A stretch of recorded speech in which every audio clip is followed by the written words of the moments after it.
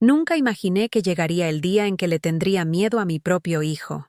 Me llamo Lucía y tengo 63 años.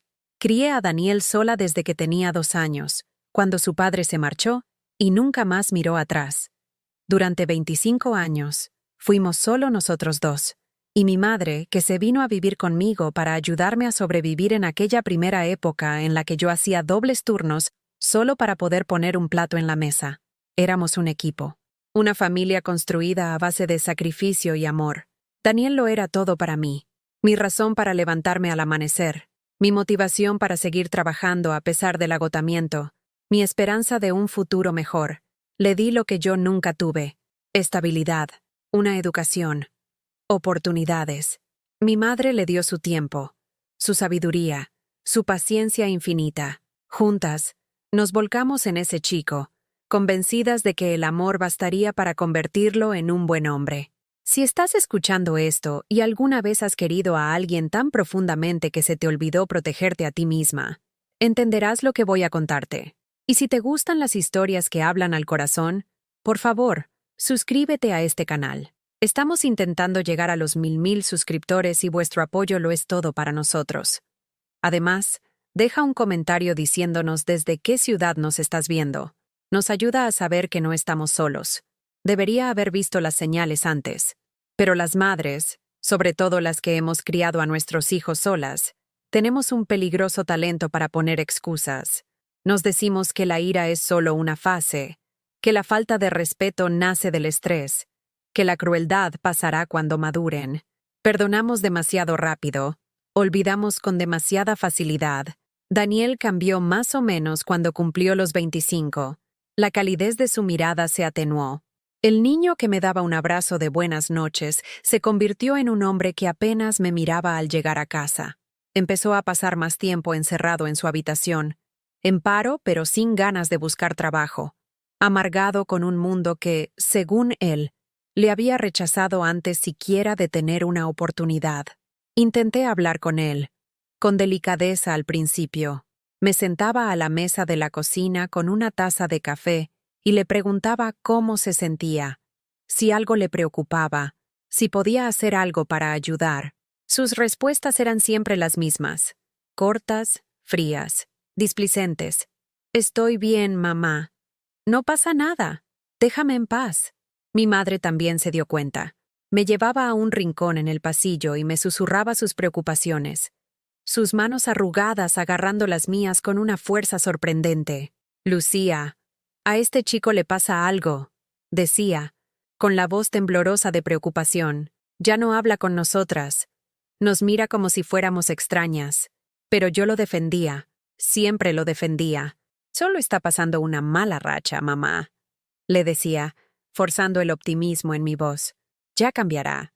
Solo necesita tiempo. Tiempo». Esa palabra se convirtió en mi mantra, mi escudo contra la realidad. Me convencí de que si le daba el tiempo suficiente, el espacio suficiente, el amor incondicional suficiente, al final recordaría quiénes éramos. Las mujeres que lo habían sacrificado todo por él. El primer momento verdaderamente aterrador llegó un martes por la noche. Había preparado su plato favorito, el guiso de lentejas que mi madre me enseñó hace décadas, el que siempre le hacía sonreír de niño. Puse la mesa con esmero, encendiendo una pequeña vela en el centro, con la esperanza de crear un ambiente que pudiera ablandar la dureza que le había crecido alrededor del corazón. Cuando Daniel vino a la mesa, apenas miró la comida. Se sentó pesadamente, sacó el móvil y empezó a mirar la pantalla sin decir una palabra. Mi madre y yo intercambiamos una mirada, pero no dijimos nada. Habíamos aprendido que el silencio era a menudo más seguro que las palabras.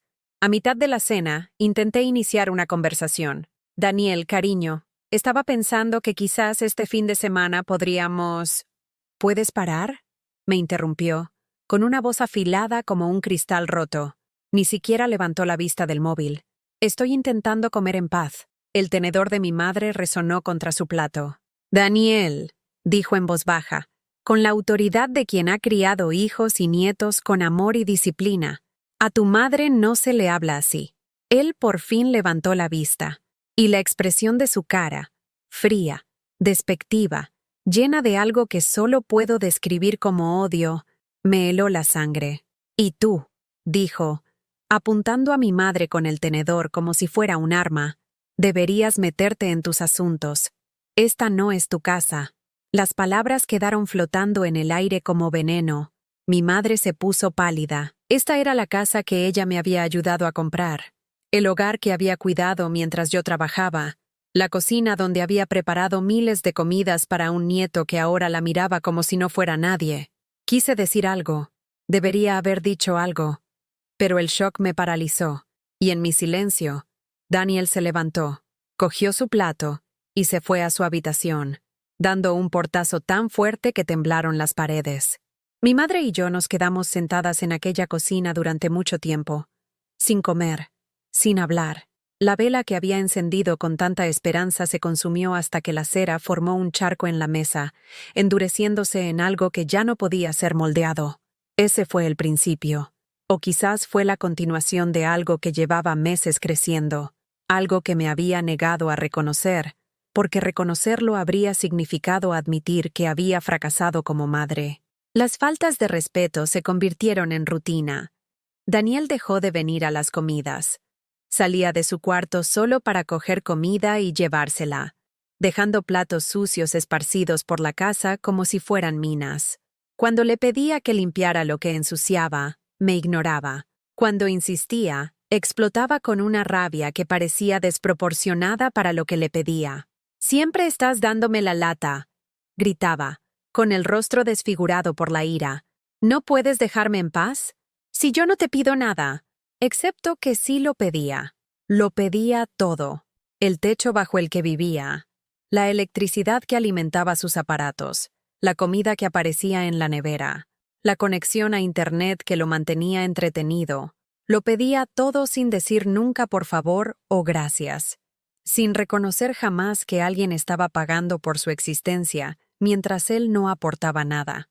Mi madre empezó a parecer más pequeña, más frágil. La luz de sus ojos, la misma luz que me había sostenido en mis días más oscuros, comenzó a parpadear como una vela a punto de apagarse. Tenía 78 años, y el nieto que había ayudado a criar le estaba rompiendo el corazón poco a poco. «Quizás debería mudarme», me dijo una noche mientras estábamos sentadas juntas en el salón, después de que Daniel se hubiera acostado. Su voz era apenas un susurro, como si temiera que pudiera oírnos incluso a través de las puertas cerradas. «Quizás si yo no estoy, te tratará mejor». La idea de que mi madre se fuera, de que abandonara el hogar que había ayudado a construir porque su propio nieto la había hecho sentir que no era bienvenida, era insoportable.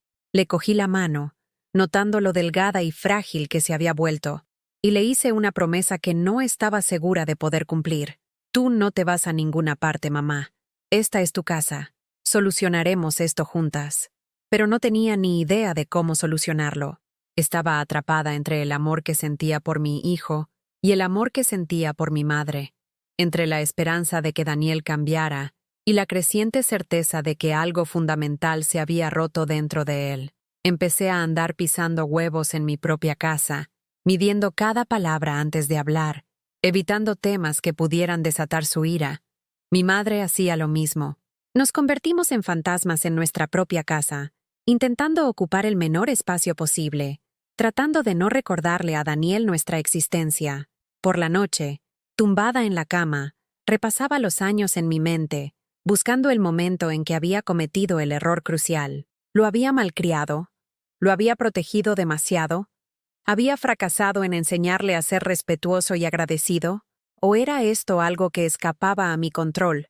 Una oscuridad que no tenía nada que ver con cómo lo había criado y todo que ver con las decisiones que él estaba tomando como adulto.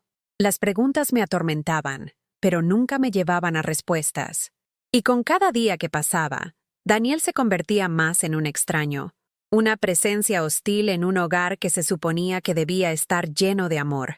Seguía diciéndome a mí misma que todo mejoraría, que solo era una fase, que el niño dulce que me cogía de la mano y me decía que yo era la mejor madre del mundo seguía ahí dentro, en alguna parte, enterrado bajo capas de ira y decepción. Pero en el fondo, en esa parte de mi corazón que intentaba ignorar, Empezaba a comprender la verdad. El niño que había criado se había ido, y el hombre que había ocupado su lugar era alguien a quien no conocía en absoluto, alguien a quien empezaba a tenerle miedo. El punto de inflexión comenzó con pequeñas cosas que se acumulaban como la nieve antes de una avalancha. Daniel dejó de acordarse del cumpleaños de mi madre, la mujer que le había cantado nanas, que le había enseñado a leer, que lo había acompañado al colegio cada mañana durante años. Cumplió 80 años en marzo, y él ni siquiera salió de su habitación para felicitarla. Yo había preparado su tarta favorita, decorado la pequeña mesa del comedor con flores del jardín que ella cuidaba cada mañana. Mi madre estaba allí sentada con su mejor vestido, el que guardaba para las ocasiones especiales, con las manos cruzadas en el regazo, esperando. Llamé a la puerta de Daniel 3 veces. Cada golpe fue más suave que el anterior. Mi confianza se erosionaba con cada momento de silencio. Finalmente, abrió lo justo para que pudiera ver su cara, irritada y displicente. ¿Qué? Dijo, sin siquiera intentar ocultar su molestia. Es el cumpleaños de la abuela, cariño. Vamos a comer tarta. ¿No sales ni un ratito? Él miró por encima de mi hombro hacia el comedor donde estaba sentada mi madre, con un aspecto pequeño y esperanzado. Por un momento, creí ver algo parpadear en sus ojos. Vergüenza, quizás, o el reconocimiento de lo que estaba haciendo. Pero entonces su rostro se endureció de nuevo. Estoy ocupado, dijo, y cerró la puerta. Me quedé allí un largo rato, con la mano todavía levantada de haber llamado, tratando de encontrar las palabras para explicarle a mi madre por qué su nieto no podía dedicarle 5 minutos. Cuando volví a la mesa, ella ya estaba soplando la única vela que había puesto en la tarta, pidiendo un deseo que yo sabía que nunca se cumpliría. No pasa nada, mi amor, dijo, cogiéndome la mano por encima de la mesa. Su piel era fina como el papel, manchada por la edad. Está pasando por un mal momento.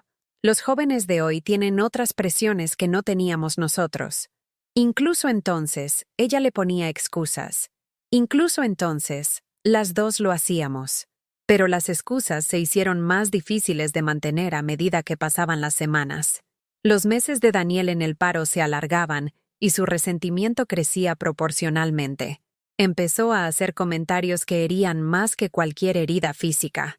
Si hubieras presionado más a papá, quizás se habría quedado, me dijo una tarde, con voz casual, como si estuviera comentando el tiempo. Quizás si hubiera sido diferente, yo habría tenido una familia de verdad. Las palabras cayeron como piedras en mi pecho. Había pasado 25 años tratando de ser madre y padre para él, aceptando trabajos que me destrozaron la espalda y el ánimo solo para darle estabilidad. Y ahora me estaba culpando por el abandono de su padre, como si yo hubiera elegido quedarme sola con un niño pequeño y una montaña de responsabilidades. Mi madre lo oyó.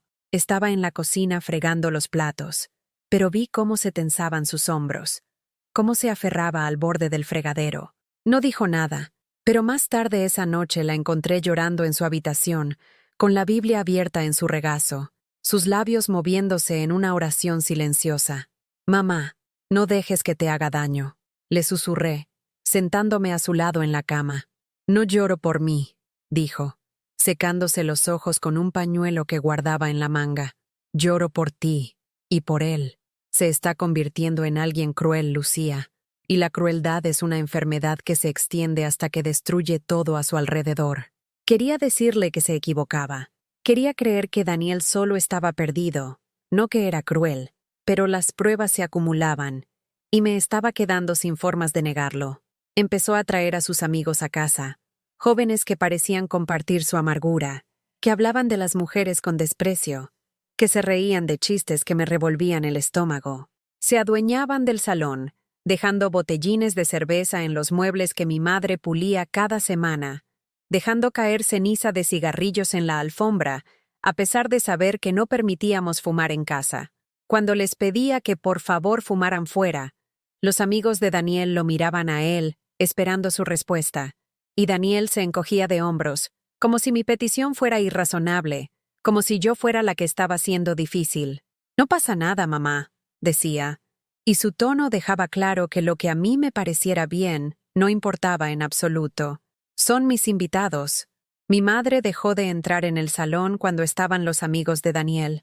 Se retiraba a su dormitorio, y yo la oía subir el volumen de su pequeño televisor para ahogar sus voces. A veces me reunía con ella, y nos sentábamos juntas en esa diminuta habitación. Dos mujeres que habían construido este hogar con sus propias manos, ahora escondiéndose en él como intrusas. La carga económica se hizo más pesada. Daniel no contribuía en nada a la casa, pero su presencia era cara. La factura de la luz se triplicó porque se quedaba despierto toda la noche jugando a videojuegos. La comida desaparecía más rápido de lo que podía reponerla. Y cuando le sugerí amablemente que quizás debería buscar trabajo, aunque fuera a tiempo parcial solo para ayudar, su respuesta fue explosiva. ¿Te crees que no lo intento?, gritó, con la cara roja de rabia. ¿Te crees que me gusta estar atrapado en esta casa con vosotras dos juzgándome constantemente? La economía es una mierda. No hay trabajo. Pero eso no lo entiendes porque nunca has tenido ambiciones de verdad. Nunca tuve ambiciones de verdad. La mujer que había trabajado como limpiadora, como camarera, en una fábrica, que había hecho lo que fuera necesario para mantenerlo alimentado, vestido y educado. Al parecer, yo nunca había tenido ambiciones de verdad. Sentí que algo se resquebrajaba dentro de mí ese día. No se rompió del todo, todavía no, pero se resquebrajó, como el hielo en un lago helado cuando empiezas a oír los peligrosos crujidos bajo tus pies. Mis amigas de la iglesia empezaron a notar el cambio en mí. María, que me conocía desde hacía 30 años, me apartó después de la misa del domingo. Lucía, pareces agotada, me dijo, con los ojos llenos de preocupación. ¿Estás bien? Quería contárselo todo. Quería explicarle cómo mi hijo se había convertido en un extraño, cómo mi hogar se había convertido en una prisión, cómo estaba desapareciendo lentamente bajo el peso de intentar mantener a todos contentos. Pero la vergüenza me cerró la boca. ¿Qué clase de madre admite que su propio hijo la trata con desprecio? ¿Qué clase de mujer confiesa que tiene miedo en su propia casa? Estoy bien, mentí, forzando una sonrisa que sentí que podría romperme la cara, solo cansada del trabajo. Pero María lo sabía. Podía verlo en sus ojos. Lo sabía, y fue demasiado educada para insistir, pero su silencio se sintió como otra forma de abandono. Lo peor era ver lo que le estaba haciendo a mi madre. Empezó a moverse de otra manera por la casa. Despacio, con cuidado, como si intentara no ocupar espacio o hacer ruido que pudiera molestar a Daniel. La mujer que solía cantar mientras cocinaba, que se reía a carcajadas con las comedias de la televisión, se convirtió en una sombra de sí misma. Una mañana, la encontré llorando en el jardín, con las manos hundidas en la tierra de sus macizos de flores. No me oyó acercarme, y me quedé allí mirando cómo temblaban sus hombros, escuchándola susurrar palabras que apenas pude entender. No entiendo en qué nos equivocamos, le decía a las flores, a Dios, a cualquiera que pudiera estar escuchando. Lo queríamos tanto. ¿Dónde fallamos? Quería decirle que no habíamos fallado, que las decisiones de Daniel eran suyas, que le habíamos dado todo lo que teníamos y que eso era suficiente. Pero las palabras murieron en mi garganta, porque ya no estaba segura de creerlas. Esa noche, Daniel hizo algo que debería haber sido mi última advertencia. Llegó tarde a casa, claramente borracho, entrando a trompicones por la puerta con tal fuerza que se golpeó contra la pared. Mi madre y yo estábamos sentadas en el salón. Habíamos esperado despiertas, preocupadas, como hacen las madres y las abuelas incluso cuando probablemente no deberían. «Daniel», dije, levantándome rápidamente. «¿Estás bien? ¿Dónde has estado?» Me miró con unos ojos que parecían tener dificultades para enfocar. Luego se rió, un sonido frío y amargo que hizo que se me erizara la piel de inquietud. «¿Que dónde he estado?», repitió, arrastrando las palabras. «¿Dónde he estado? Por ahí, viviendo. Algo de lo que vosotras dos no tenéis ni idea porque os pasáis el día sentadas en esta casita triste, viviendo vuestras vidas tristes». Mi madre se levantó lentamente, con la mano apoyada en la zona lumbar donde la artrosis la había estado molestando durante meses. «Daniel, por favor, vete a la cama. Ya hablaremos por la mañana cuando estés... ¿Cuando esté qué?», la interrumpió, dando un paso hacia ella. No amenazante, todavía no, pero lo suficientemente cerca como para que mi corazón empezara a acelerarse. ¿Cuando esté sobrio? ¿Para que me deis otro sermón? ¿Para que me digáis la decepción que soy? Nadie ha dicho que seas una decepción, dije rápidamente, interponiéndome entre él y mi madre. Solo estamos preocupadas por ti. Te queremos. Me miró fijamente durante un largo momento, y vi algo en su cara que me aterrorizó. No era ira, era desprecio, puro desprecio, sin diluir, por la mujer que le había dado la vida. Amor, dijo, escupiendo la palabra como si le supiera amarga. Tú no sabes lo que es el amor, solo sabes cómo asfixiar a la gente con tus expectativas y tu decepción. Se dio la vuelta y se fue dando tumbos hacia su habitación, dejándonos a mi madre y a mí de pie en el salón, temblando y en silencio. Esa noche no pude dormir. Me quedé en la cama mirando al techo, escuchando los sollozos silenciosos de mi madre a través de las finas paredes, y me di cuenta de algo que debería haber sido obvio mucho antes. Esto no iba a mejorar por sí solo. No era una fase. Era en quien Daniel había elegido convertirse, y elegir quererlo incondicionalmente no significaba que tuviera que aceptar que me trataran de esta manera. No significaba que mi madre tuviera que aceptarlo tampoco. Pero dejarlo, enfrentarme a él, poner límites, todo eso parecía imposible. Era mi hijo, mi único hijo, la persona alrededor de la cual había construido toda mi vida. ¿Cómo te alejas de eso? ¿Cómo te proteges de alguien por quien morirías?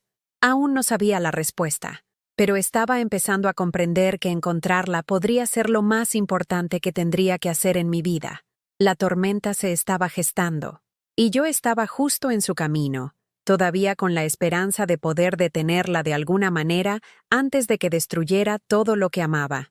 Empecé a escribir un diario durante aquellos meses, no porque pensara que alguien lo leería alguna vez, sino porque necesitaba un lugar donde poner los pensamientos que no podía decir en voz alta, palabras que parecían demasiado peligrosas para ser pronunciadas, sentimientos que parecían traiciones a la propia maternidad.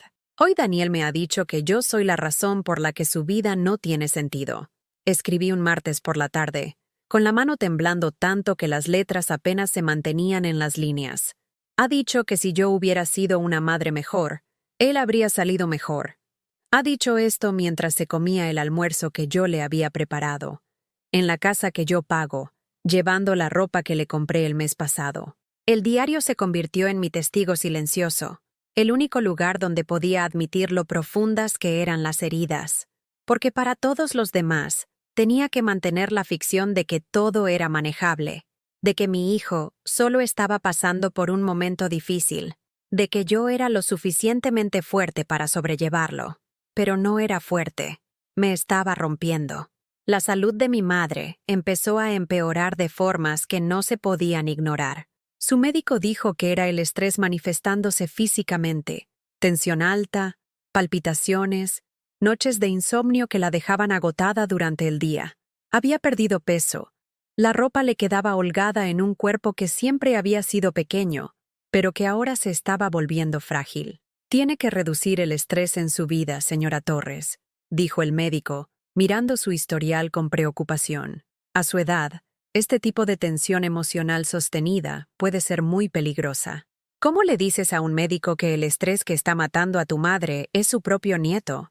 ¿Cómo le explicas que la fuente del peligro vive en la misma casa, come en la misma mesa, comparte el mismo apellido? Ayudé a mi madre a subir al coche después de esa cita, y nos quedamos sentadas en el aparcamiento durante un largo rato, sin hablar. Finalmente, se giró hacia mí con lágrimas corriendo por sus mejillas curtidas. Lucía, tengo miedo, susurró, no de morir. He vivido una vida larga, pero tengo miedo de dejarte sola con él. Tengo miedo de lo que pueda pasar si yo no estoy. Sus palabras se envolvieron alrededor de mi corazón como alambre de espino. Tenía 78 años, y en lugar de disfrutar en paz del tiempo que le quedaba, estaba preocupada por protegerme de mi propio hijo. No te va a pasar nada, mamá, dije, cogiéndole la mano. Vas a estar bien. Pero ambas sabíamos que estaba mintiendo. Los incidentes en casa se hicieron más frecuentes y más perturbadores. Daniel empezó a traer a una mujer a casa. Una novia, supuse, aunque nunca la presentó, ni reconoció su presencia más allá de los sonidos que provenían de su habitación a altas horas de la noche. Mi madre subía el volumen de su televisor, con la cara sonrojada de vergüenza, y yo me retiraba a la cocina, fregando platos que ya estaban limpios solo para tener algo que hacer con las manos. Una mañana, esta mujer salió de la habitación de Daniel llevando una de mis batas, un regalo que mi madre me había hecho por Navidad hacía años. Caminó por nuestra casa como si fuera la dueña, abriendo la nevera y cogiendo comida sin preguntar, usando nuestro baño y dejándolo hecho un desastre. Esperé a que se fuera para decirle algo a Daniel. Mantuve la voz tranquila, razonable. Daniel, si vas a traer invitados a dormir, te agradecería que me avisaras primero. Y por favor, pídeles que no usen mis cosas personales. Estaba sentado en el sofá, mirando el móvil, y ni siquiera levantó la vista cuando hablé. Es solo una bata, mamá. No seas tan tiquismiquis. No es por la bata, intenté explicar. Es por respeto. Esta es nuestra casa. ¿Y nuestra casa? Interrumpió, mirándome por fin con esa expresión que había llegado a temer. Una diversión fría, mezclada con desdén. Querrás decir tu casa. La casa de la que nunca te olvidas de recordarme que estás pagando. La casa donde constantemente se me recuerda que soy una carga. Nunca he dicho que seas una carga. No hace falta que lo digas, respondió, volviendo a su móvil. Lo llevas escrito en la cara cada vez que me miras. La acusación me dejó sin palabras. ¿Era verdad? ¿Se habían transformado mi preocupación, mi agotamiento, mi creciente miedo en expresiones que le hacían sentirse no deseado? ¿O era esto solo otra manipulación? Otra forma de hacerme dudar de mí misma. ¿Otra estrategia para evitar asumir la responsabilidad de su comportamiento?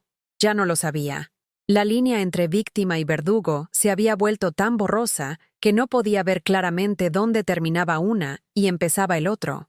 Mi madre intentó intervenir una tarde en que Daniel me habló con especial crueldad.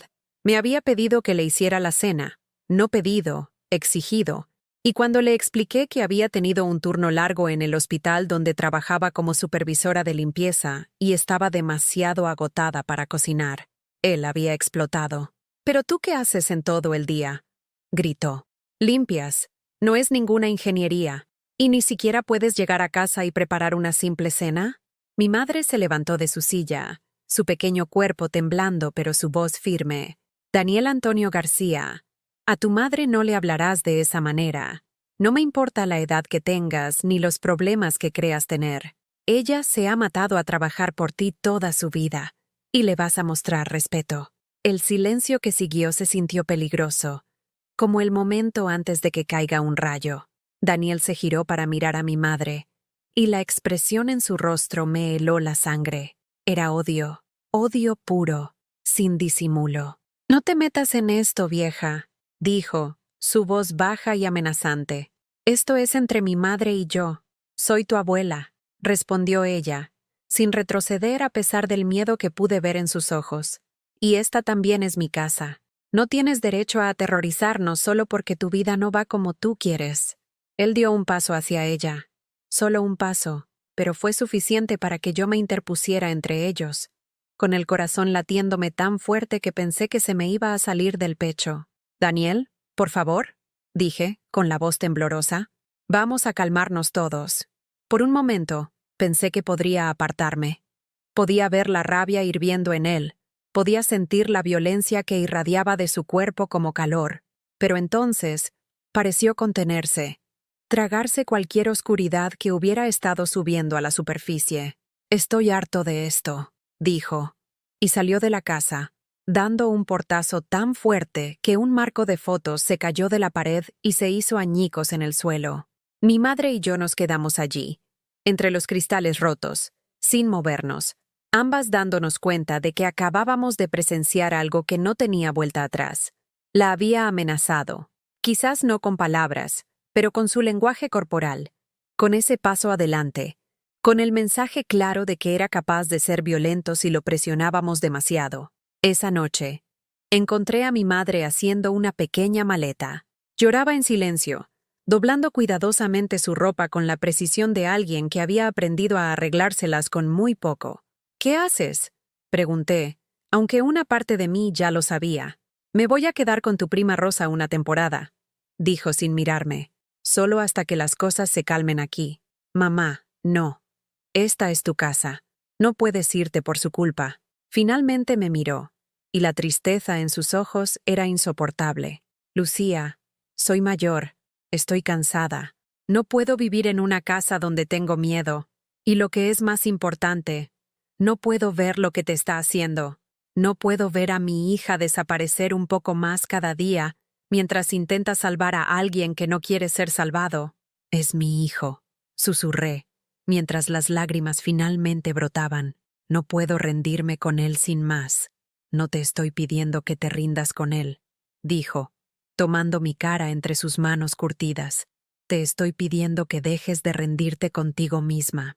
Se fue a la mañana siguiente. Le ayudé a llevar su maleta al coche de Rosa, con el corazón rompiéndose a cada paso. Daniel no salió de su habitación para despedirse. No acusó recibo de su partida en absoluto, como si la mujer que lo había criado junto a mí simplemente hubiera dejado de existir. La casa se sentía enorme y vacía solo conmigo y Daniel. Me movía por ella como un fantasma, intentando hacerme pequeña, intentando no provocarlo, intentando encontrar alguna manera de llegar al hijo que sabía que tenía que estar todavía en algún lugar dentro de este extraño enfadado, pero se había ido, o quizás nunca había existido de la manera en que yo lo había imaginado. Quizás había pasado tantos años proyectando mis esperanzas en él que nunca había visto realmente quién era. Una tarde, aproximadamente una semana después de que mi madre se fuera, volví a preparar la comida favorita de Daniel. Fue un gesto desesperado, un intento de recrear algún momento del pasado en el que la comida, el amor y la familia habían significado algo simple y bueno. Vino a la mesa, miró la comida y luego me miró a mí. «De verdad que no lo pillas, ¿eh?», dijo. «¿Crees que una cena va a arreglar esto? ¿Crees que actuar como la madre mártir va a hacer que de repente te respete?» Solo pensaba... «Pues pensaste mal», interrumpió. «No quiero tu comida. No quiero tu chantaje emocional. No quiero nada de esto». Pasó el brazo por la mesa, haciendo que platos y vasos cayeran al suelo estrepitosamente. La comida salpicó las paredes, mi ropa, el suelo que había fregado esa mañana. Luego se fue, dejándome allí de pie, rodeada de destrucción, comprendiendo por fin lo que mi madre había estado tratando de decirme. Algunas batallas no se pueden ganar. A algunas personas no se las puede salvar. Y a veces, amar a alguien significa aceptar que ha elegido convertirse en tu enemigo. Limpié el desastre sola, de rodillas, llorando tanto que apenas podía ver. Y en algún momento de ese instante, algo dentro de mí comenzó a cambiar. No a romperse esta vez, sino a endurecerse, a calcificarse en algo que podría ser lo suficientemente fuerte para sobrevivir a lo que se avecinaba. Dejé de cocinar para él después de esa noche. Dejé de lavarle la ropa. Dejé de llamar a su puerta para preguntarle cómo se sentía.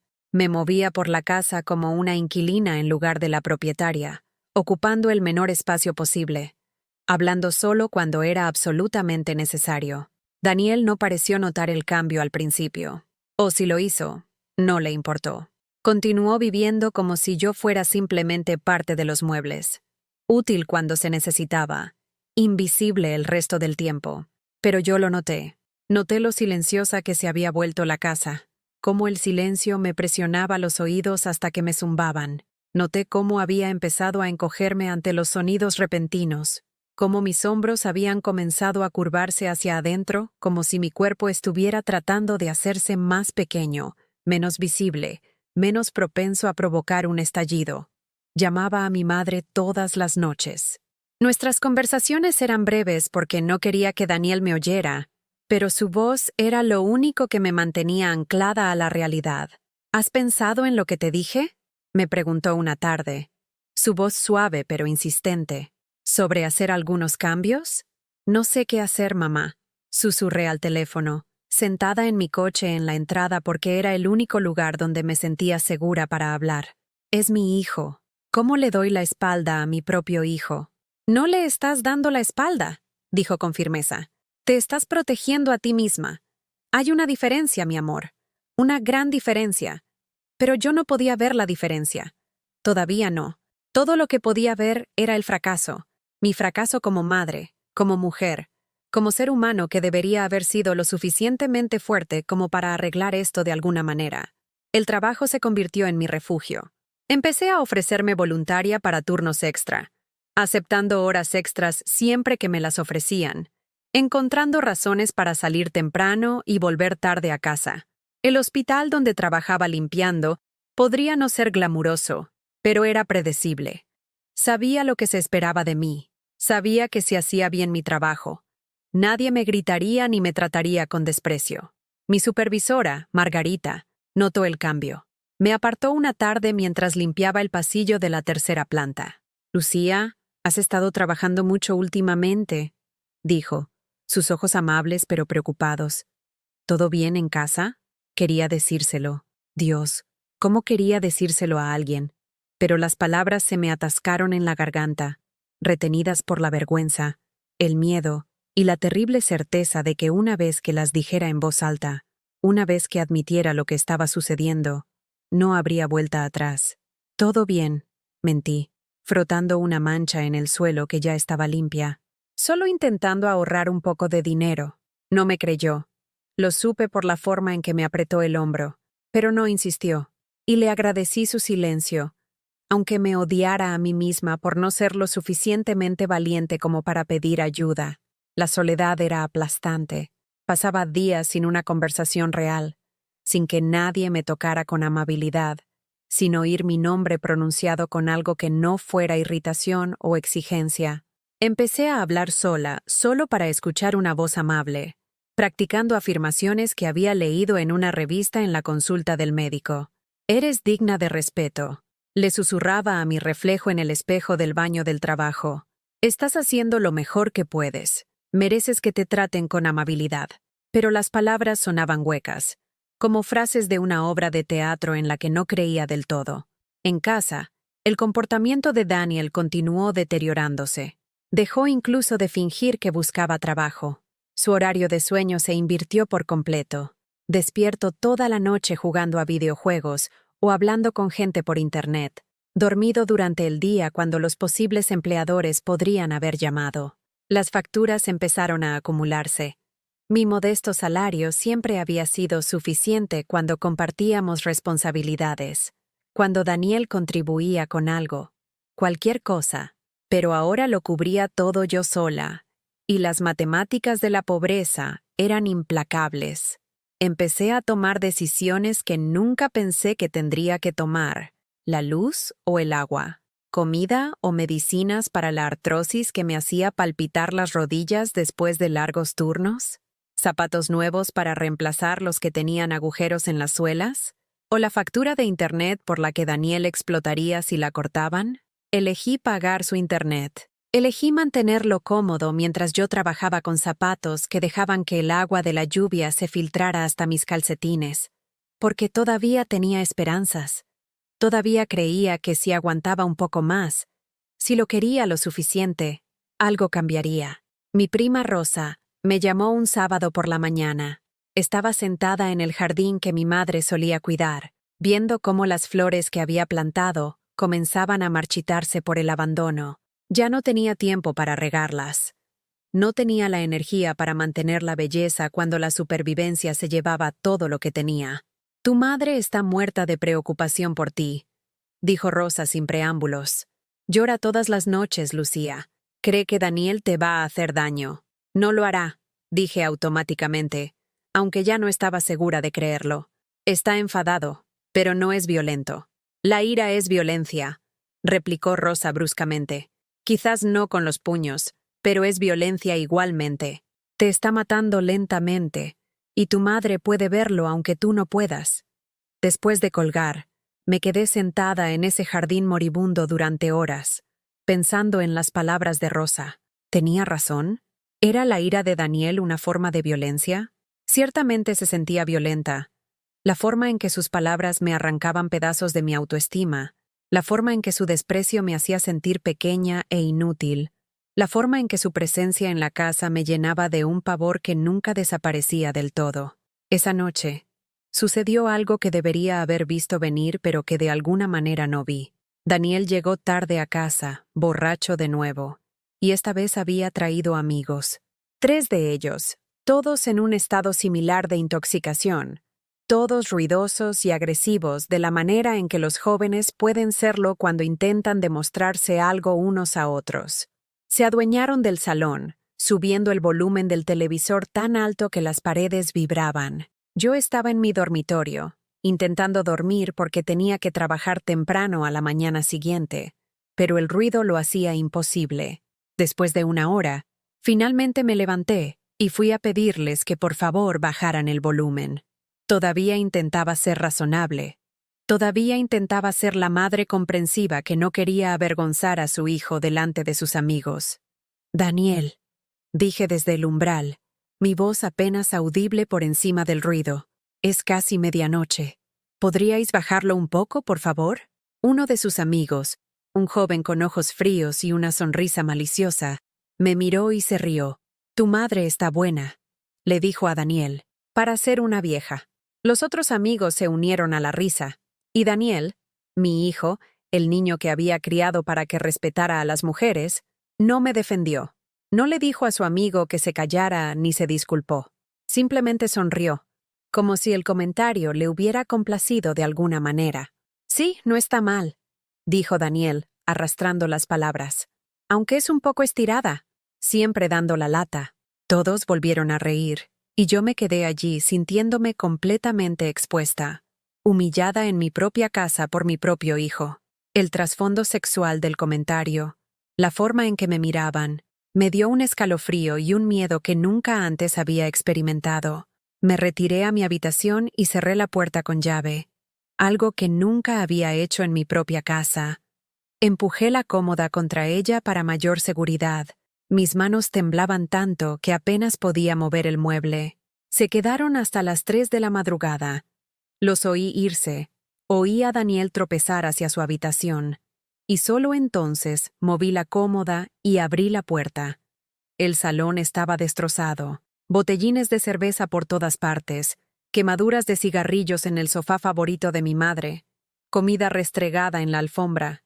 Lo limpié a las 4 de la mañana antes de irme a trabajar, llorando en silencio para que Daniel no me oyera y tuviera otra razón para llamarme débil o patética. Fue entonces cuando lo supe de verdad, que esto no iba a terminar bien, que algo terrible se estaba gestando, y yo estaba directamente en su camino, demasiado paralizada por el amor, el deber y la culpa maternal para apartarme. Las siguientes semanas pasaron en una nebulosa de agotamiento y miedo.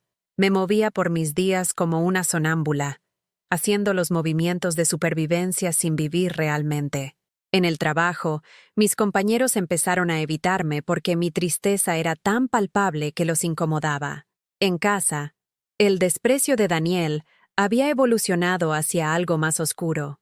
No exactamente amenazas, pero lo suficientemente cerca como para que empezara a planificar rutas de escape en mi mente. ¿Qué haría si realmente me pegara? ¿A dónde iría? ¿Quién me creería si les dijera que mi propio hijo se había vuelto peligroso? Estos pensamientos me consumían, robándome el sueño, el apetito, cualquier sensación de seguridad o paz. Mi madre llamaba con menos frecuencia, y cuando hablábamos, podía oír la resignación en su voz. Había dejado de intentar convencerme de que me fuera. Había dejado de ofrecer consejos que yo no iba a seguir. Había aceptado que iba a tener que aprender esta lección de la manera más dura posible. «Te quiero, mi amor», decía al final de cada llamada. «Recuerda que te quiero, pase lo que pase». La frase, «pase lo que pase», empezó a sonar como una premonición, como si nos estuviera preparando a ambas para algo inevitable y terrible.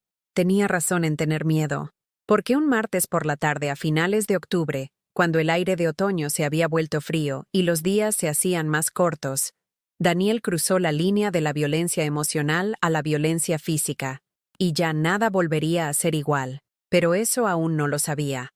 Todavía me aferraba a la esperanza. Todavía creía que el amor podría salvarnos. Todavía convencida de que el niño que había criado estaba en algún lugar dentro del monstruo en el que se había convertido. Estaba equivocada. Sucedió un martes. Lo recuerdo porque los martes eran mis días de jornada reducida en el hospital, y tenía ganas de llegar a casa temprano. Quizás llamar a mi madre. Quizás sentarme en el jardín, aunque las flores ya estaban casi todas muertas. Entré en casa y encontré a Daniel en la cocina, mirando dentro de la nevera con esa expresión de asco que había perfeccionado en los últimos meses. Buscaba algo para comer, y al parecer, el contenido no cumplía con sus expectativas. «Aquí no hay nada», dijo sin darse la vuelta. No era una pregunta ni una observación, era una acusación. «No he tenido tiempo de hacer la compra», dije en voz baja, dejando mi bolso junto a la puerta. «He estado haciendo turnos dobles, pero hay lentejas y arroz en la despensa, y puedo hacer». «No quiero lentejas y arroz», interrumpió, cerrando la puerta de la nevera de un portazo. «Quiero comida de verdad, no tu comida de pobres». La frase «comida de pobres» me golpeó como un puñetazo. Las mismas comidas que había estirado para alimentarlo cuando era pequeño, cuando el dinero escaseaba aún más que ahora, cuando cada euro tenía que ser calculado y racionado. Ahora estaban por debajo de su nivel. «Iré a la tienda después de cambiarme», dije, ya calculando mentalmente lo que podía permitirme. ¿Qué facturas podía retrasar para poner en casa comida que satisficiera sus exigencias?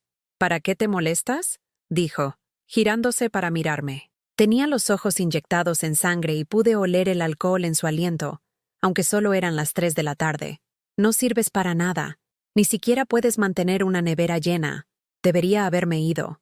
Debería haberme metido en mi habitación y haberle dejado desahogar su rabia a solas. Pero algo en mí, una última chispa de autoridad maternal, un último intento de reclamar mi dignidad, me hizo hablar. «Daniel, estoy haciendo lo mejor que puedo. Trabajo todos los días para mantener esta casa. Si quieres comida mejor, quizás podrías contribuir con algo. Quizás podrías...». No llegué a terminar la frase. Su mano se movió más rápido de lo que pude procesar.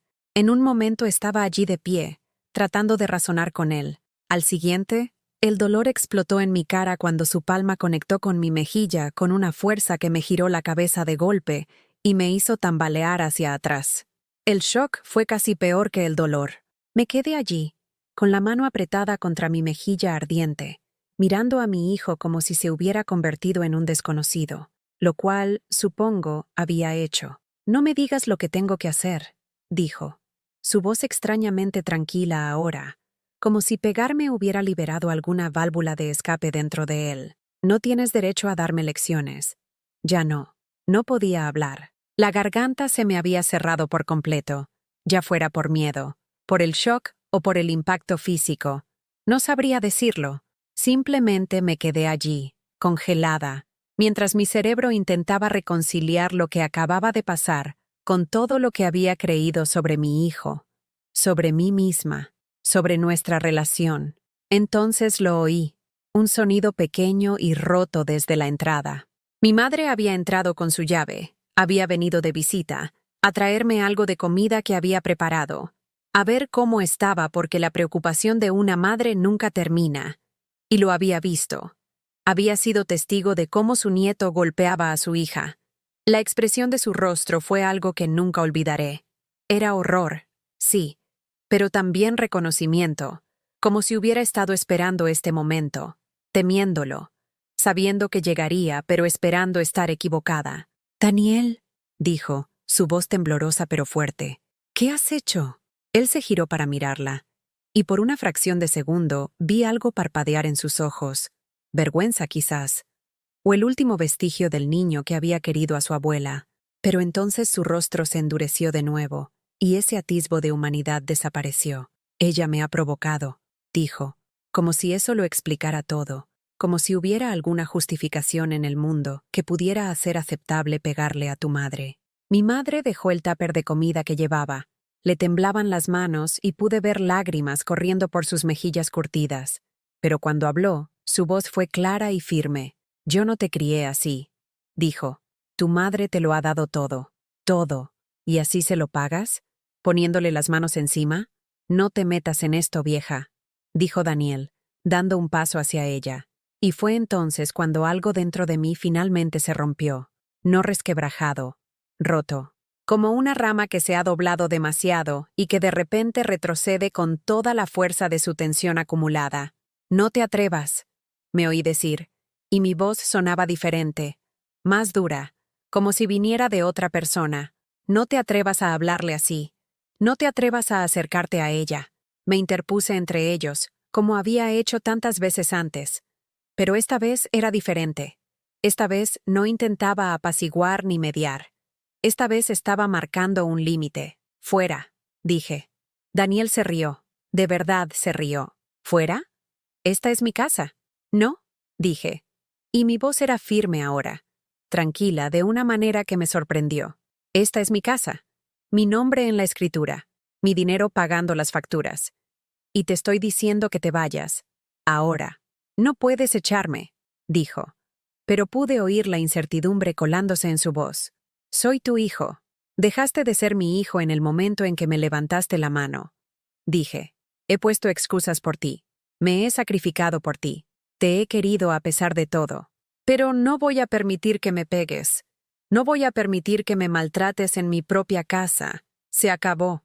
Sentí como si las palabras salieran de un lugar muy profundo dentro de mí, de un lugar que no sabía que existía, y una vez que empecé, no pude parar. «Haz las maletas», continué. «Lo que puedas llevarte.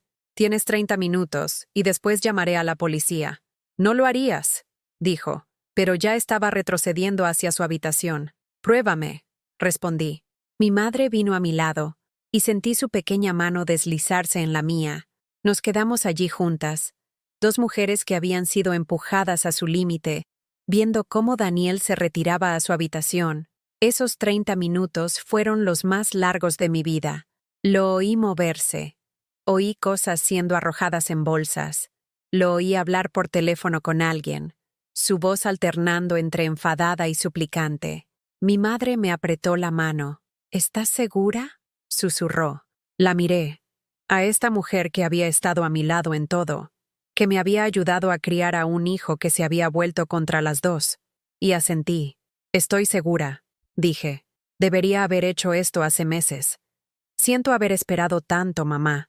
Siento haber dejado que te hiciera daño a ti también». «Estabas intentando salvarlo», dijo con dulzura. «Eso es lo que hacen las madres. Pero no puedes salvar a alguien que no quiere ser salvado». Cuando Daniel salió de su habitación, llevaba 2 bolsas grandes. Parecía diferente de alguna manera. Más pequeño, más joven, menos seguro. Por un momento, pensé que podría disculparse, que podría decir algo que demostrara que entendía la gravedad de lo que había hecho. En lugar de eso, me miró con puro odio y dijo: «Te arrepentirás de esto. No eres nada sin mí. Solo eres una pobre vieja patética que se dedica a limpiar váteres». Las palabras estaban destinadas a herir, y lo hicieron, pero no me hicieron cambiar de opinión. «Adiós, Daniel», dije, y abrí la puerta principal. Pasó a mi lado sin decir una palabra más, y lo vi subir a un coche que esperaba en la acera, uno de sus amigos, supongo. Miré hasta que el coche desapareció al doblar la esquina, y entonces cerré la puerta y eché la llave. Me quedé allí con la espalda apoyada en la puerta, todo mi cuerpo comenzando a temblar a medida que la adrenalina empezaba a desaparecer. Me palpitaba la mejilla donde me había golpeado, y sabía que saldría un moratón, la prueba física de lo que había estado negando durante tanto tiempo. Mi madre me abrazó, y finalmente me permití llorar. Sollozos enormes y desgarradores, que venían de un lugar tan profundo que pensé que podrían destrozarme. Lloré por el hijo que había perdido, por los años que había desperdiciado esperando que cambiara, por la relación que había muerto mucho antes de que yo estuviera dispuesta a admitirlo. Pero debajo del dolor, había algo más, algo que se sentía casi como un alivio. Por primera vez en meses, estaba en mi propia casa sin miedo, sin andar pisando huevos, sin preguntarme cuándo vendría la próxima explosión. «Hiciste lo correcto», susurró mi madre, abrazándome fuerte. «Sé que ahora mismo no lo parece, pero hiciste lo correcto». Quería creerla. Pero en ese momento, Todo lo que sentía era el enorme peso de haber tenido que elegir entre mi hijo y mi propia supervivencia. Y la terrible certeza de que las cosas estaban lejos de terminar. La primera semana después de que Daniel se fuera, me moví por la casa como si estuviera reaprendiendo a vivir en ella. Cada habitación se sentía diferente sin su presencia, más luminosa de alguna manera, pero también más vacía de formas que no había anticipado. Mi madre se mudó de nuevo conmigo inmediatamente, y juntas comenzamos el lento proceso de reclamar un espacio que había estado ocupado por la ira durante tanto tiempo. Abrimos ventanas que no se habían abierto en meses. Limpiamos rincones que habían acumulado polvo y abandono. Tiramos los botellines de cerveza y las colillas que sus amigos habían dejado. Con cada bolsa de basura que sacábamos, sentía como si estuviéramos exorcizando algo oscuro de la casa. Pero las noches eran duras. Me quedaba despierta preguntándome dónde estaría durmiendo Daniel, si estaría a salvo, si estaría comiendo bien. El instinto maternal no muere solo porque tu hijo te haya hecho daño. Persiste. Un dolor constante en tu pecho que ninguna cantidad de lógica o autopreservación puede silenciar por completo. Mi madre me oía llorar a través de las paredes y venía a sentarse en mi cama, acariciándome el pelo como solía hacer cuando era una niña. Puedes echarlo de menos, y aún así, saber que hiciste lo correcto, decía suavemente. Esas dos cosas pueden existir juntas. Puse una denuncia en la comisaría, aunque no presenté cargos. Solo quería que quedara constancia, que hubiera un registro por si las cosas empeoraban. El policía que me tomó declaración fue amable pero práctico, y noté que no era la primera vez que escuchaba una historia como la mía. La violencia filioparental no siempre es como la gente cree, dijo mientras redactaba el informe. Y no deja de ser violencia solo porque el agresor sea tu hijo. Hizo usted bien en sacarlo de casa. El moratón en mi cara se desvaneció lentamente, los colores cambiando de morado a amarillo verdoso en el transcurso de 2 semanas. Usé maquillaje para ir al trabajo para cubrirlo. No exactamente por vergüenza, sino porque no estaba lista para responder preguntas sobre lo que había sucedido. La marca física desaparecería, pero la herida emocional tardaría mucho más en sanar. Daniel me envió mensajes de texto. Al principio eran de ira, acusatorios. Estás muerta para mí. Espero que seas feliz ahora que has destruido nuestra familia. Todo el mundo piensa que estás loca por echar a tu propio hijo. No respondí a ninguno. Mi madre me había ayudado a entender que cualquier interacción solo alimentaría la narrativa que él había construido para justificar su comportamiento. Así que dejé que los mensajes se quedaran allí, sin leerlos después de los primeros, acumulándose como pruebas digitales de una relación que se había vuelto tóxica. Luego, después de unas 3 semanas, el tono de sus mensajes comenzó a cambiar. Mamá, necesito hablar contigo. ¿Podemos tener una conversación, por favor? Sé que estás enfadada, pero somos familia. Tenemos que arreglar esto. Aún así, no respondí. No estaba preparada.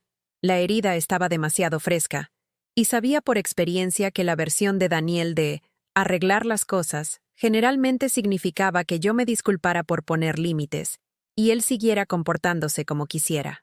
La salud de mi madre empezó a mejorar casi de inmediato. El color volvió a sus mejillas. Empezó a dormir toda la noche. Pasaba horas en el jardín, devolviéndole la vida con el mismo cuidado paciente que siempre había mostrado a las cosas que habían sido descuidadas o dañadas. Mira, decía, mostrándome un nuevo capullo en un rosal que parecía muerto. La vida siempre encuentra la manera de volver si le das las condiciones adecuadas. Sabía que estaba hablando de algo más que flores. El trabajo también se volvió más fácil. Sin el estrés constante en casa, tenía energía para otras cosas. Empecé a aceptar las invitaciones de Margarita para tomar un café después de nuestros turnos. Volví a conectar con amigas de la iglesia a las que había estado evitando porque me avergonzaba demasiado que vieran en lo que se había convertido mi vida. María, mi amiga de la iglesia, me invitó a un grupo de apoyo para mujeres que se reunía todos los jueves por la tarde. Al principio dudé.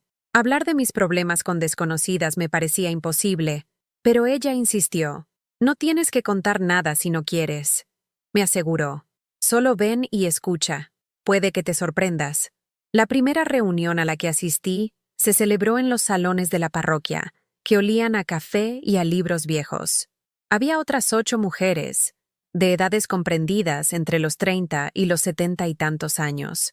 Se sentaron en círculo y, una a una, contaron sus historias. Una mujer llamada Patricia habló de su hija adulta, que era adicta a las drogas y le había robado en repetidas ocasiones. Otra mujer, Susana, describió a su hijo, que se había vuelto verbalmente agresivo tras perder el trabajo. Una mujer mayor llamada Carmen habló de cómo había puesto límites a sus nietos, que la trataban como un servicio de canguro gratuito sin ningún respeto por su tiempo o sus limitaciones. Mientras escuchaba, algo dentro de mí empezó a cambiar. No estaba sola. No se trataba de un fracaso único que me señalaba como una mala madre. Era un patrón que le ocurría a mujeres buenas que querían a sus hijos, pero que habían tenido que aprender la dolorosa lección de que el amor no te exige aceptar el maltrato. Cuando llegó mi turno de hablar, me sorprendí a mí misma hablando. Me temblaba la voz y las lágrimas me corrían por la cara, pero les conté lo que había pasado. Les hablé del bofetón de Daniel, de los meses de maltrato psicológico que habían conducido a ese momento, de la culpa que sentía por haberle pedido que se fuera. Nadie me juzgó. Nadie me sugirió que debería haberme esforzado más o haber sido más paciente. En lugar de eso, asintieron con la comprensión de quienes habían recorrido caminos similares, y cuando terminé, Patricia extendió la mano a través del círculo y me apretó la mía. Lo más difícil que he tenido que aprender, dijo, fue que podía querer a mi hija y aún así negarme a que me destruyera. Esas dos cosas no son incompatibles. Se puede querer a alguien desde la distancia. Se puede desear lo mejor para ellos mientras te proteges de su peor versión. Esas palabras se asentaron en mi corazón como semillas. No estaba segura de creerlas del todo todavía, pero quería hacerlo. Quería creer que podía ser una buena madre, y aún así, insistir en que se me tratara con respeto y dignidad. Pasaron los meses. Empecé a dormir mejor. Empecé a reír de nuevo.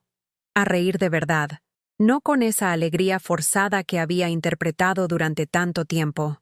Mi madre y yo desarrollamos nuevas rutinas. Tomábamos café juntas cada mañana antes de que yo me fuera a trabajar.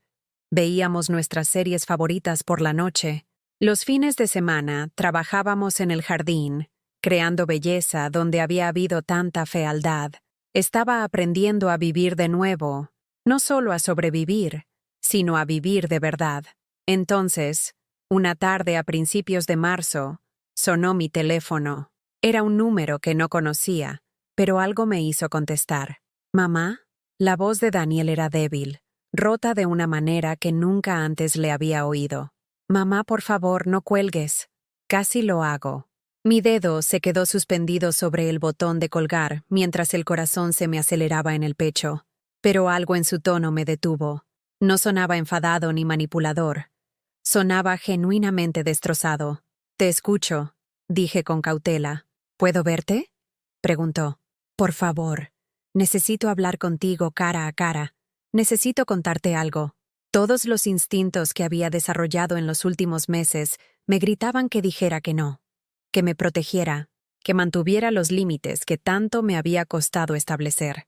Pero había algo en su voz que no podía ignorar. Algo que sonaba como el niño que había criado antes de que se convirtiera en alguien a quien no reconocía. «No lo sé, Daniel», dije con sinceridad. «Me hiciste daño, mucho daño. No estoy segura de estar preparada para verte». «Lo sé», dijo, y pude oír las lágrimas en su voz. «Sé que te hice daño. Sé que dije cosas terribles e hice cosas terribles. De eso es de lo que necesito hablarte. Por favor, mamá, no te pido que me perdones, no te pido que me dejes volver a casa, solo necesito hablar contigo. Por favor». Miré a mi madre al otro lado de la habitación, que había estado escuchando mi parte de la conversación. No negó ni asintió con la cabeza. Se limitó a mirarme con esos ojos sabios que tanto habían visto, dejándome la decisión a mí. «Está bien», me oí decir, «pero nos veremos en un lugar público. y mi madre vendrá conmigo. Me parece bien, dijo rápidamente. Gracias, gracias, mamá. Quedamos en una cafetería cerca del hospital donde yo trabajaba. La elegí a propósito. Un lugar que conocía, donde me sentía segura, donde habría más gente alrededor. La noche antes de la reunión, apenas dormí. No dejaba de darle vueltas a todos los escenarios posibles en mi cabeza. ¿Se disculparía y luego exigiría volver a casa? ¿Intentaría manipularme para que me sintiera culpable? ¿Se enfadaría por haber insistido en vernos en público? ¿O sería algo diferente? Algo real. No tenía forma de saberlo. Y esa incertidumbre me mantuvo despierta hasta la madrugada, mirando al techo y preguntándome si estaba cometiendo un terrible error al aceptar verlo. Pero también sabía que no podía seguir adelante sin esta conversación. Fuera lo que Daniel tuviera que decir, necesitaba oírlo. No porque le debiera nada, sino porque me lo debía a mí misma para cerrar este capítulo correctamente, bajo mis condiciones, con claridad y con los límites intactos.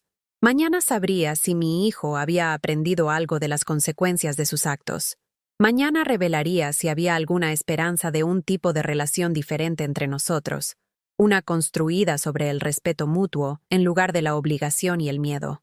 Mañana me enfrentaría a Daniel de nuevo, y esta vez me enfrentaría a él como una mujer que conocía su propio valor. La cafetería estaba llena cuando mi madre y yo llegamos, con el reconfortante murmullo de las conversaciones y el siseo de las máquinas de café. Había elegido una mesa junto a la ventana por donde entraba la luz de la tarde, desde donde podía ver la puerta y la llegada de Daniel. Mi madre se sentó a mi lado, con la mano sobre la mía. No había dicho mucho durante el trayecto en coche, pero su presencia lo era todo. Estaba allí no solo como apoyo, sino como testigo, como un recordatorio de que no estaba sola y de que lo que me había pasado también había ocurrido delante de alguien que validaría mi realidad si Daniel intentaba cambiar la versión de los hechos. Lo vi antes de que él me viera a mí. Cruzaba el aparcamiento, con los hombros encogidos contra el viento, e incluso a distancia pude ver que parecía diferente, más delgado, más mayor. La ropa le quedaba holgada, lo que sugería que había perdido peso y necesitaba un corte de pelo. Cuando entró en la cafetería y nos vio, se detuvo un momento, como si estuviera armándose de valor. Luego se acercó lentamente, con las manos hundidas en los bolsillos. «Mamá», dijo en voz baja, de pie junto a nuestra mesa. «Abuela».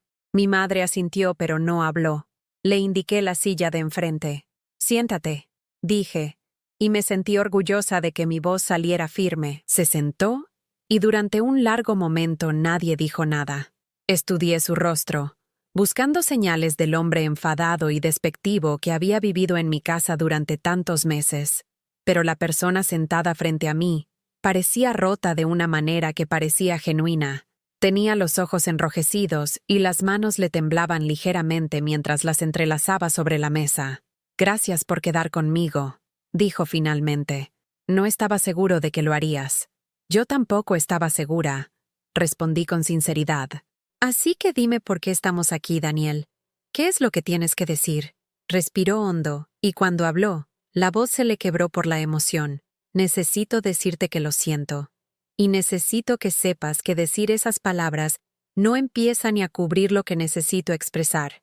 Pero no sé por dónde empezar». Esperé, sin decir nada.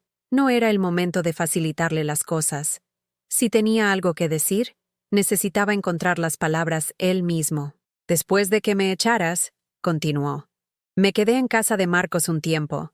¿Te acuerdas de Marcos, uno de los chicos que solían venir a casa?» Asentí. Me acordaba. Uno de los amigos que se había reído cuando su compañero hizo comentarios inapropiados sobre mí. «Vivir con él fue como mirarme en un espejo», dijo Daniel. «Trataba a su madre de la misma manera que yo te trataba a ti, quizás peor. Y verlo, oírle hablar de ella como si no valiera nada, como si se lo debiera todo, me revolvió el estómago, porque me di cuenta de que era exactamente en eso en lo que me había convertido».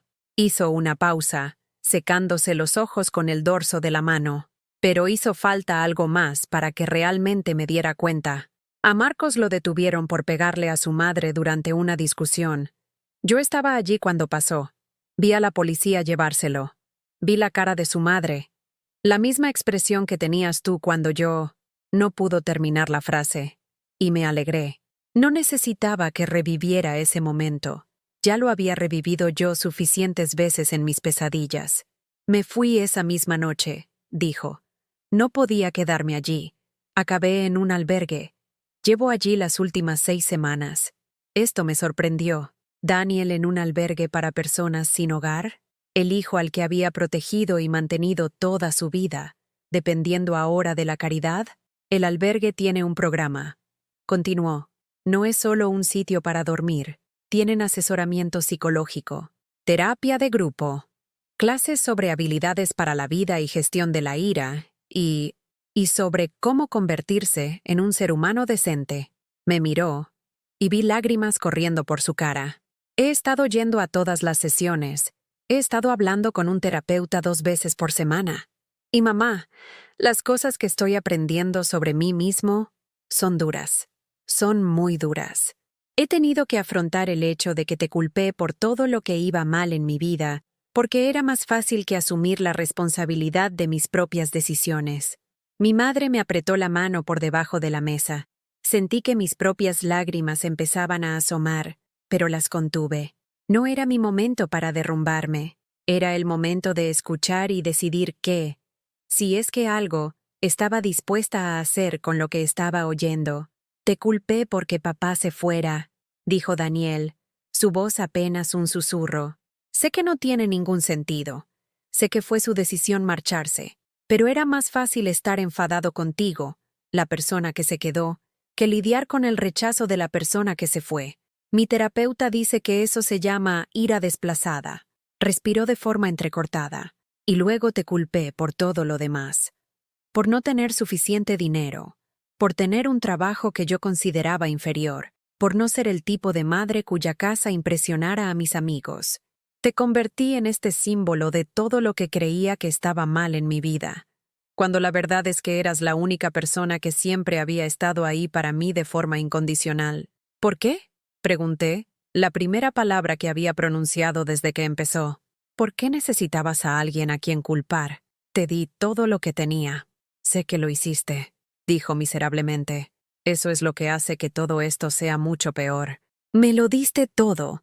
Y yo te lo tiré a la cara porque me estaba ahogando en mis propios fracasos y necesitaba que otra persona fuera la responsable.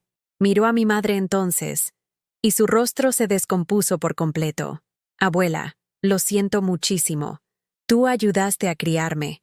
Estuviste ahí cuando mamá trabajaba. Me enseñaste lo que estaba bien y lo que estaba mal. Y te traté como si no fueras nada, como si fueras una molestia.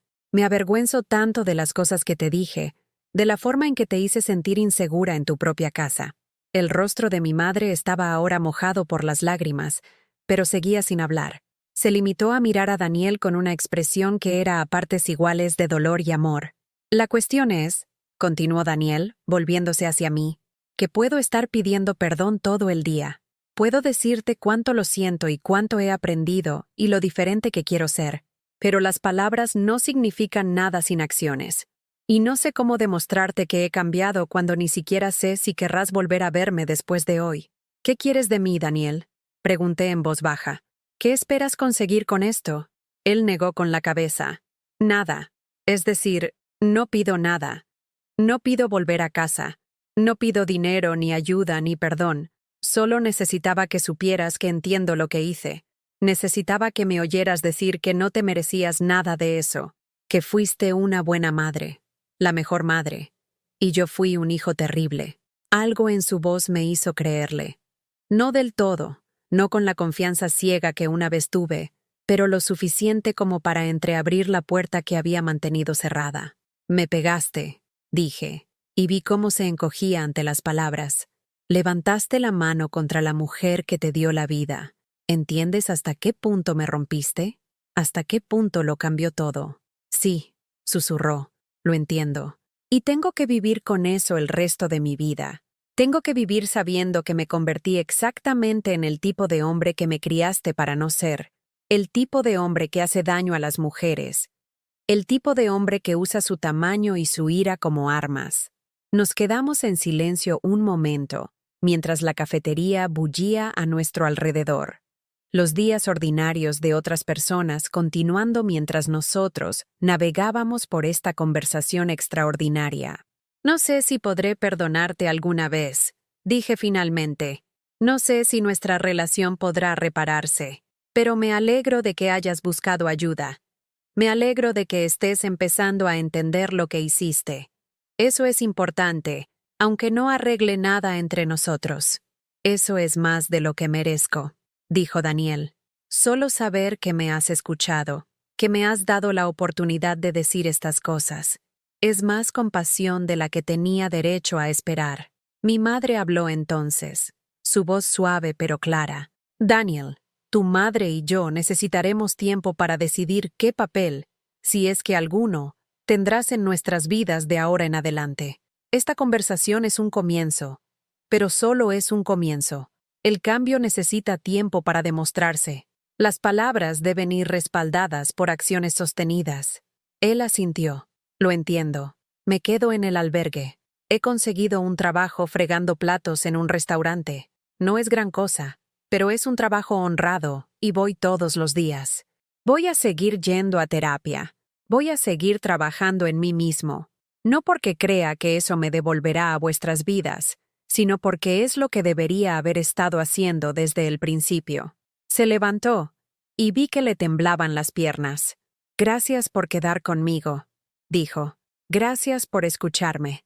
Sé que estar aquí os ha costado, y os lo agradezco. Mientras se daba la vuelta para irse, me sorprendí a mí misma diciendo, Daniel. Él se volvió, con un atisbo de esperanza en el rostro. Sigue yendo a terapia, le dije. Sigue trabajando en ti mismo. Y quizás, con el tiempo, podamos tener otra conversación, pero será bajo mis condiciones, cuando yo esté preparada, si es que alguna vez lo estoy. Entiendo, dijo.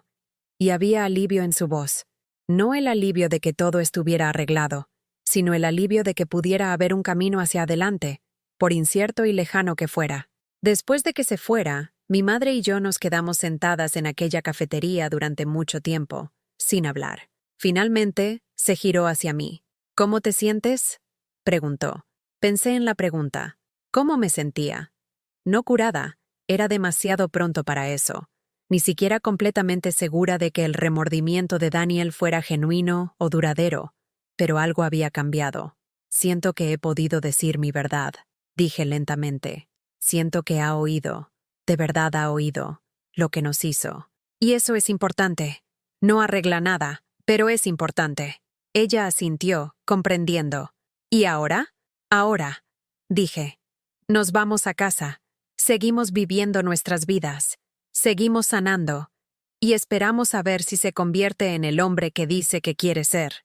Pasaron 6 meses después de esa reunión en la cafetería. 6 meses durante los cuales aprendí lo que significaba ponerme a mí misma en primer lugar de verdad, quizás por primera vez en toda mi vida adulta.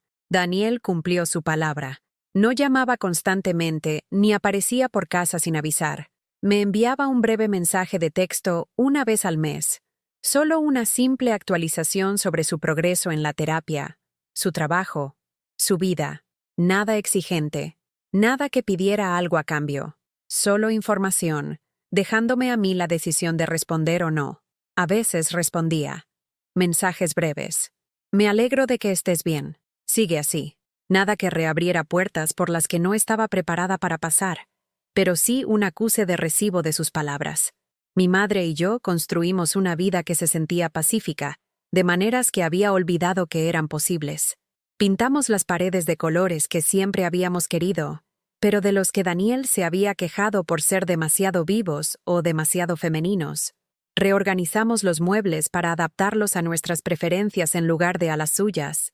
Llenamos la casa de plantas, música y risas. Conseguí un ascenso en el trabajo, supervisora de todo el personal de limpieza.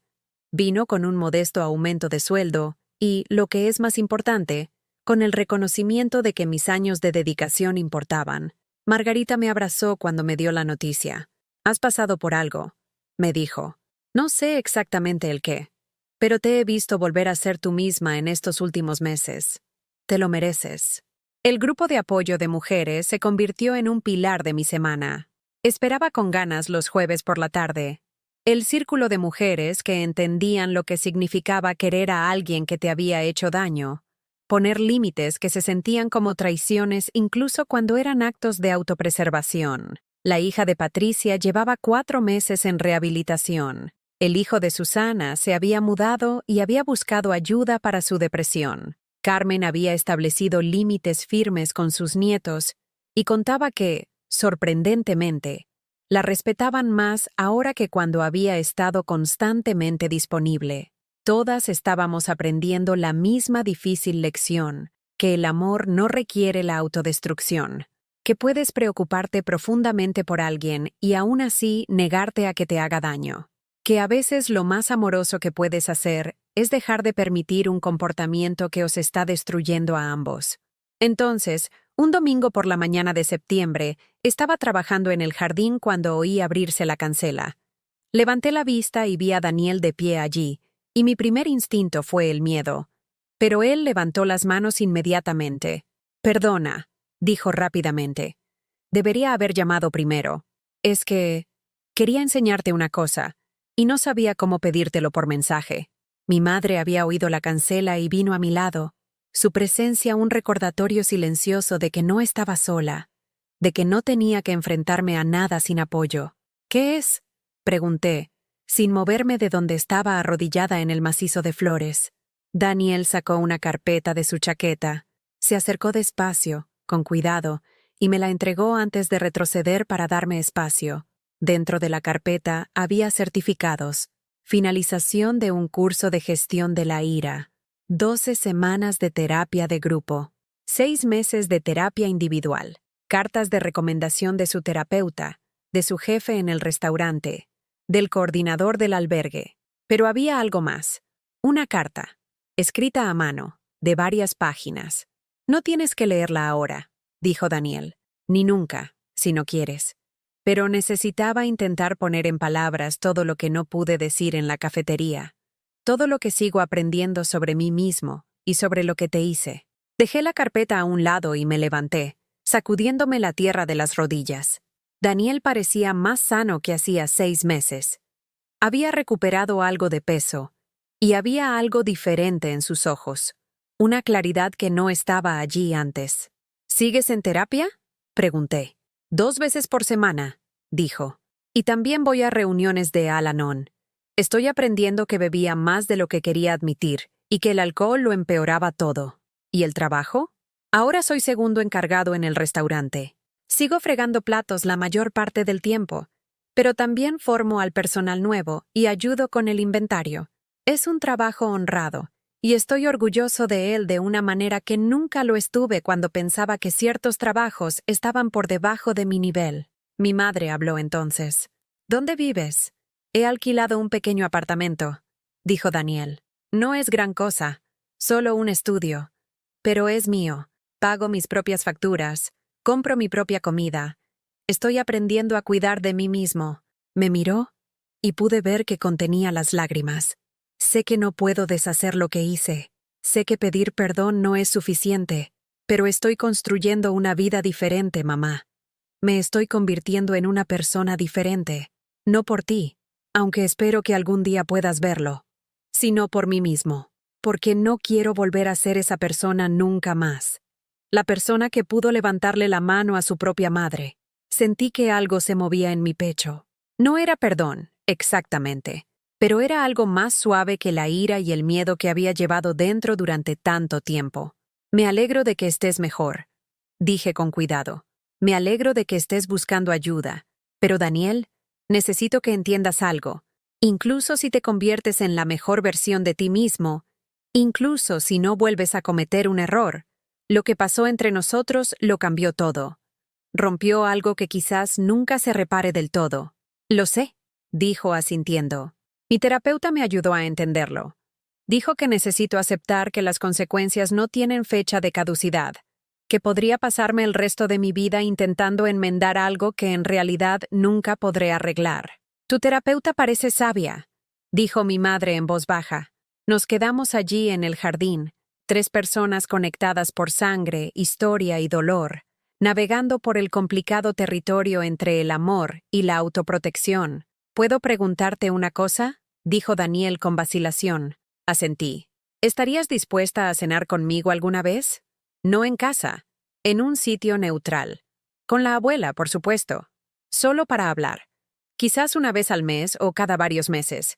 Lo que a ti te parezca bien. Miré a mi madre, y ella me devolvió la mirada con unos ojos que decían que la decisión era mía. Apoyaría lo que yo eligiera. Déjame pensarlo, dije finalmente. No es un no, pero tampoco es un sí.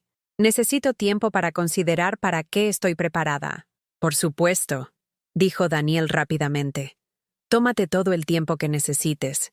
Yo estaré aquí, trabajando en mí mismo, intentando convertirme en alguien digno de una relación contigo, aunque esa relación sea completamente diferente a la que teníamos antes. Después de que se fuera, mi madre y yo nos sentamos juntas en el porche, viendo cómo la luz del atardecer se filtraba a través de los árboles de nuestro jardín. ¿En qué piensas?, me preguntó. Pienso en que la curación no es un proceso lineal, dije lentamente. Pienso en que Daniel me hizo daño de maneras que todavía duelen, pero también pienso que verlo asumir su responsabilidad, verlo hacer de verdad el trabajo para cambiar, eso significa algo. ¿Vas a leer la carta? Con el tiempo, dije. Hoy no. Quizás esta semana tampoco. Pero cuando esté preparada, sí. Creo que necesito oír lo que tiene que decir. Me cogió la mano, su piel fina como el papel y cálida bajo el sol de la tarde. ¿Sabes de qué estoy más orgullosa?, dijo. No de que Daniel esté buscando ayuda, no de que pueda estar cambiando, sino de que tú encontraste tu voz, de que aprendiste a protegerte, de que descubriste que podías querer a alguien y aún así negarte a que te destruyera. Sus palabras se asentaron en mi corazón, y me di cuenta de que tenía razón.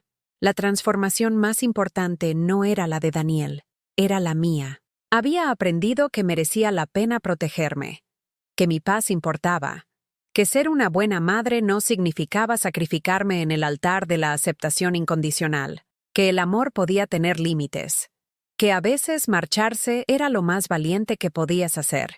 En mis 63 años, había aprendido muchas lecciones duras, pero quizás la más dura y la más importante fue esta. No puedes salvar a alguien que no quiere ser salvado, e intentarlo solo hará que os ahoguéis los dos. ¿Seguía queriendo a Daniel? Sí. ¿Volvería a confiar en él como lo hice una vez? Probablemente no. ¿Podríamos construir algo nuevo sobre los escombros de lo que habíamos perdido? El tiempo lo diría, pero independientemente de lo que pasara con mi hijo, había encontrado algo más valioso que su aprobación o su presencia en mi vida. Me había encontrado a mí misma, la mujer que siempre había sido pero que había olvidado mientras intentaba serlo todo para todos los demás. Esa noche, finalmente abrí la carta que Daniel había dejado. Era larga, cruda y dolorosa de leer. Lo detallaba todo: su creciente resentimiento a lo largo de los años, sus celos de los amigos cuyas familias tenían más dinero, su vergüenza por su propia falta de rumbo, su problema con la bebida, su ira. Asumía la responsabilidad de todo, sin poner excusas ni culpar a las circunstancias. La última página me hizo llorar. Mamá, pasé tantos años mirándote y viendo todo lo que creía que estaba mal en mi vida.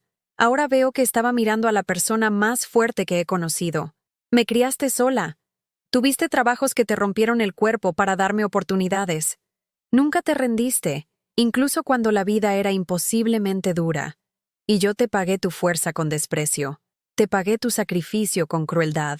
No sé si alguna vez llegaré a ser la mitad de la persona que eres, pero voy a pasar el resto de mi vida intentándolo. Doblé la carta con cuidado y la guardé en mi cajón, junto al diario donde había documentado los meses más oscuros de mi vida. Quizás Daniel seguiría creciendo. Quizás volvería a caer en sus viejos patrones. Eso no podía controlarlo.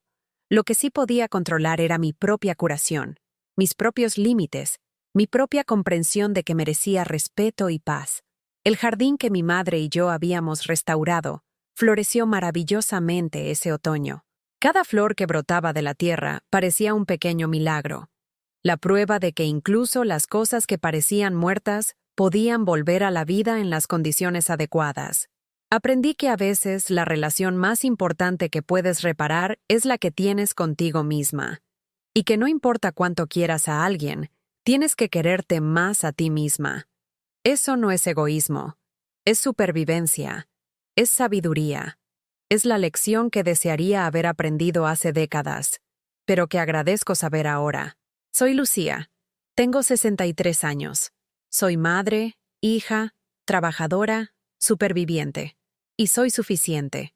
Con o sin la aprobación de mi hijo, con o sin la validación de nadie, soy suficiente. Y esa comprensión, ganada a pulso y pagada con lágrimas y desamor, es el mayor regalo que me he hecho nunca.